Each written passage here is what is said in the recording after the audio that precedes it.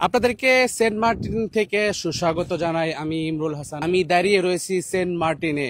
নতুন Saint Martin কেমন? এতদিন সেন্ট মার্টিনকে জনগণ থেকে আলাদা ছিল, সেই জনগণ আর নভেম্বর 1 তারিখ থেকে তারা আবার নতুন করে এখানে আসবে এবং সেন্ট মার্টিনের প্রকৃত রূপ আপনাদেরকে আগেভাগেই দেখাতে আমি চলে এসেছি সুদূর ঢাকা থেকে সেন্ট মার্টিনে। আপনারা জানেন যে এই সেন্ট মার্টিন বেশ কিছুদিন ধরে বন্ধ ছিল।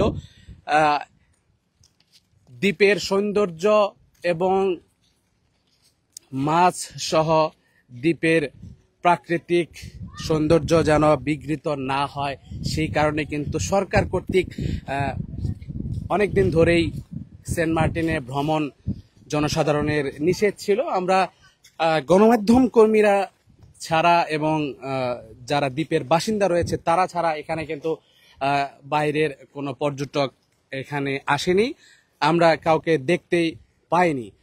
দীর্ঘ অনেক দিনের বন্ধ থাকার পর আগামী নভেম্বর মাসের 1 তারিখ থেকে জনসাধারণের জন্য খুলে যাচ্ছে এবারের সেন্ট মার্টিন। আপনারা দেখতে পাচ্ছেন যে এখানে সেন্ট মার্টিনে যারা সাধারণ বাচ্চা রয়েছে তারা কিন্তু এখানেই বসবাস করে এবং তারা এখানকার স্থানীয় বাসিন্দা।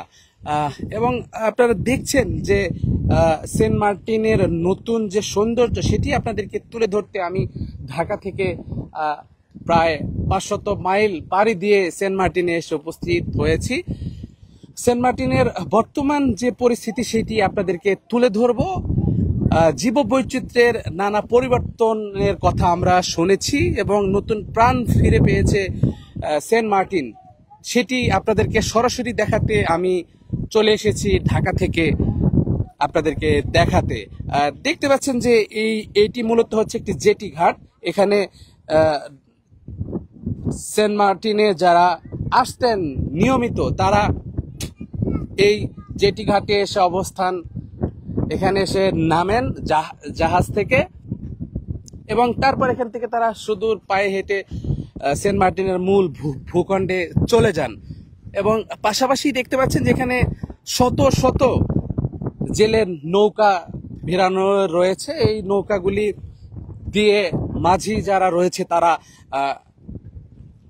মাছ শিকার করে, কিন্তু এই জনগণের আনাগোনার বাইরে থাকা সেন্ট মার্টিনে এখন শুনশান নীরবতা। যেদিকে তাকায় সেদিকে শুধু নীরবতা, নীরবতার নীরবতা। আপনারা দেখতে পাচ্ছেন যেখানে সারিবদ্ধভাবে অনেকগুলি নৌকা রয়েছে এবং কিছু নৌকা পরিত্যক্ত অবস্থায় রয়েছে, অনেকদিন ধরেই যাতায়াত হচ্ছে না বা সেটি নিয়ে জেলেরা মাছ শিকার করতে যাচ্ছে না এবং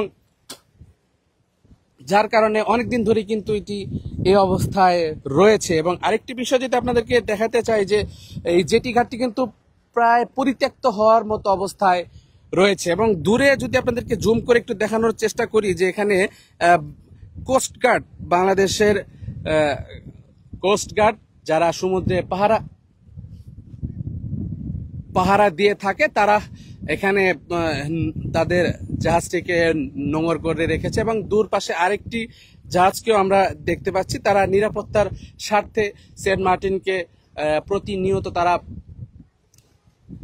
রক্ষা করার জন্য এবং সুরক্ষিত করার জন্য তারা তাদের দায়িত্ব পালন করে যাচ্ছে। এবং দেখতে পাচ্ছেন যে আমার সোজা যেদিক চোখ যায় সেদিকে শুধু পানি আর পানি, নীল কালারের পানি আপনারা দেখতে পাচ্ছেন। এবং পর্যায়ক্রমে আমি কিছুক্ষণ আগে এখানে এসে নামলাম এবং যে দু একদিন আমরা এখানে থাকবো এবং এখানে থেকে সেন্ট মার্টিনের যে নতুন যৌবন সেন্ট মার্টিন ফিরে পেয়েছে সেটি আপনাদেরকে তুলে ধরার চেষ্টা করবো। আপনারা দেখতে পাচ্ছেন যে ছোট ছোট বাচ্চারা কিন্তু তারা এখানে নৌকা থেকে লাফ দিয়ে সাগরে তারা ঝাপাঝাপি করছে এবং তারা মাছ ধরছে, আনন্দ করছে, গোসল করছে।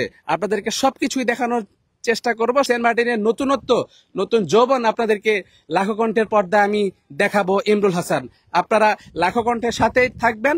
সবার আগে সর্বশেষ সংবাদ পেতে লাখো কণ্ঠের সাথে আপনারা যুক্ত হতে পারেন। আপনারা দেখছেন যে আমি এই মুহূর্তে সেন্ট মার্টিনে এসে অবস্থান করছি। এখানে গণমাধ্যম কর্মী ছাড়া সাধারণের এখন পর্যন্ত প্রবেশ নিষেধ রয়েছে। জনসাধারণ আগামী নভেম্বর মাসের 1 তারিখ থেকে তারা এখানে এসে ভ্রমণ করতে পারবেন, কিন্তু তারা রাত্রি যাপন করতে পারবেন না। এই ধরনের নানা বিধিনিষেধ দিয়ে রেখেছে বাংলাদেশ সরকার। এটি মূলত জীব বৈচিত্র্য এবং পরিবেশ রক্ষায় যে ভূমিকা এবং যে পদক্ষেপ নিয়েছে বাংলাদেশ সরকার, সেই প্রেক্ষিতেই মূলত এখানে কোস্টগার্ড বিজিবির সদস্য তারা প্রতিনিয়ত এখানে পাহারা দিয়েছে এবং যে কোনো প্রকার অনাকাঙ্ক্ষিত ঘটনা মোকাবেলা করার জন্য আইন শৃঙ্খলা রক্ষাকারী বাহিনীর সদস্যরা সদা প্রস্তুত।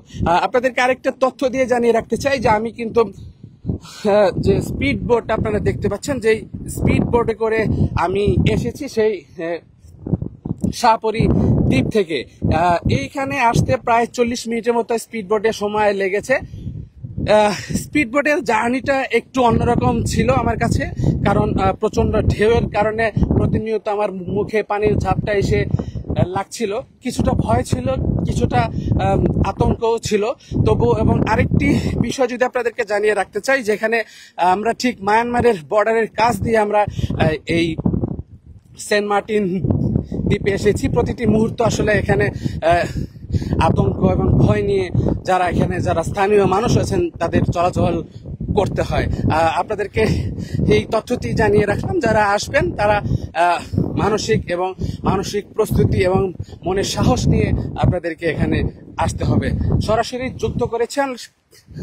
যুক্ত করেছিলাম দৈনিক লাখকণ্ঠের সাথে আমি ইমরুল হাসান। আপনারা অবশ্যই লাখকণ্ঠকে ফলো দিয়ে রাখবেন, কমেন্ট করবেন। আপনাদেরকে নতুন সেন্ট মার্টিনের নতুন যৌবন আপনার